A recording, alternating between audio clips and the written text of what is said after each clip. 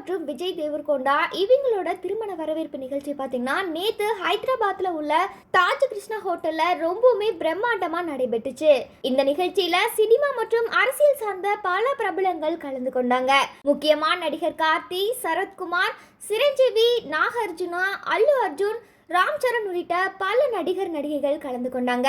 இவங்களோட இந்த திருமணம் பாத்தீங்கன்னா பிப்ரவரி 26 நடந்து முடிஞ்சது. இந்த திருமணத்தை முன்னிட்டு இந்தியா முழுவதுமே சுமார் 23 நகரங்கள்ல இனிப்பு வழங்கியிருக்காங்க.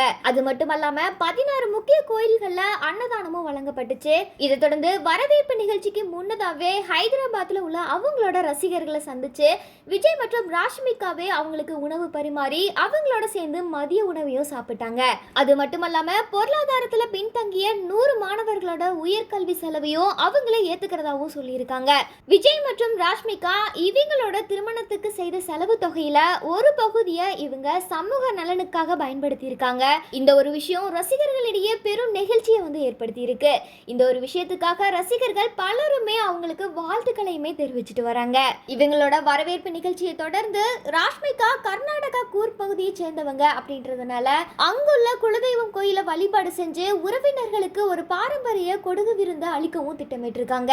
விஜய் மற்றும் ராஷ்மிகா அவங்களோட திருமணத்தை வெறும் ஆடம்பரமா மட்டுமே கொண்டாடாம பல நல்ல சமூக நற்பணிகளையுமே அவங்க செஞ்சிருக்காங்க.